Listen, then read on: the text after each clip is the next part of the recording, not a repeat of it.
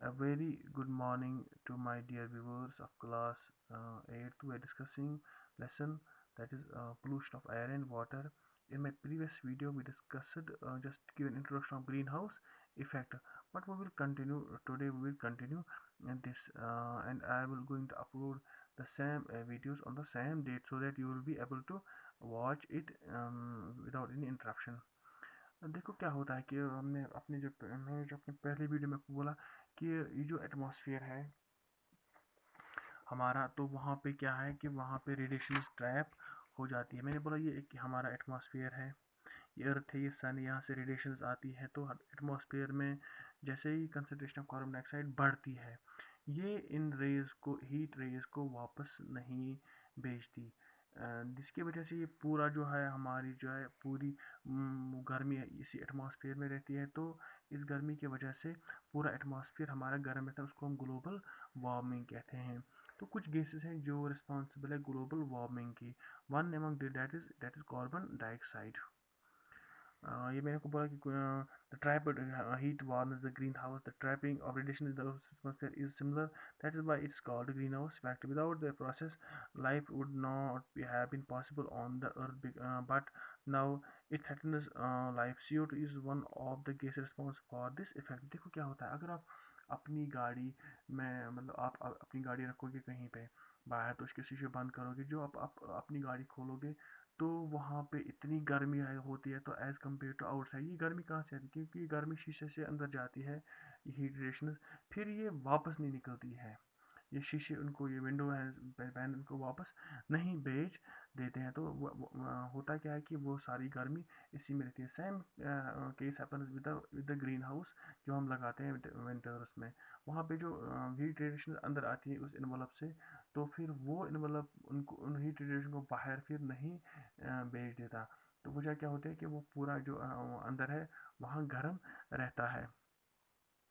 इसी इफेक्ट से अगर हमारे एटमॉस्फेयर में, इस एटमॉस्फेयर में कंसनट्रेशन ऑफ कार्बन डाइऑक्साइड नहीं होता, दैट इज मतलब कार्बन डाइऑक्साइड नहीं होता, तो इस हमारी ज़मीन का average temperature minus, that is -15 रहता।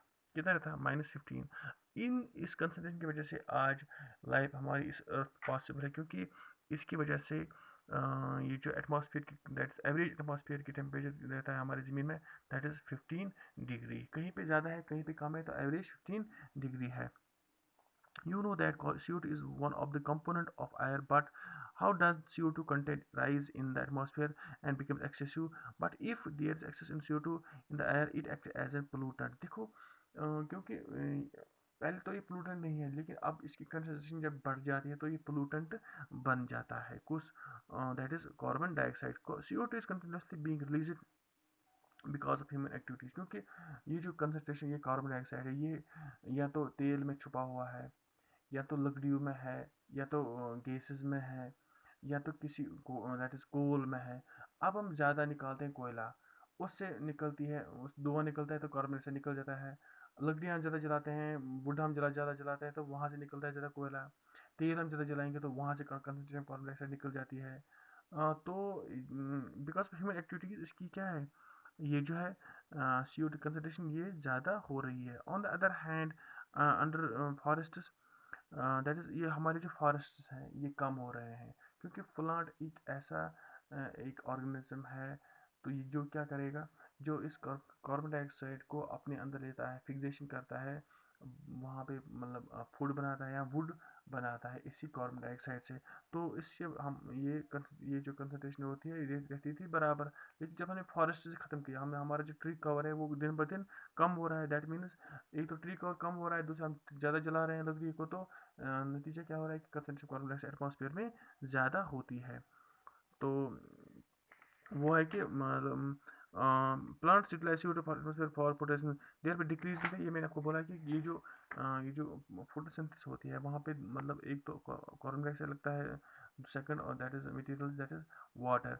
तो उसकी वजह से एटमॉस्फेयर में कार्बन डाइऑक्साइड कंसंट्रेशन कम रहती थी, लेकिन डिफॉरेस्टेशन ज़्यादा हो रहा है। तो हम क्या कर रहे हैं कि ये जो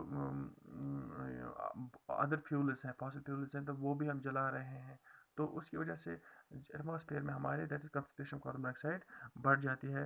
अब CO क्या करता है, ये ट्रैप करता है किसको, हीट रेज को ये ट्रैप करता है, इसको अपने स्पेस से ये वापस नहीं भेजता है। ये मैंने आपको बोला है, उसकी वजह से जो एवरेज टेम्परेचर हमारी ज़मीन का है वो बढ़ रहा है, दिन ब दिन बढ़ रहा है।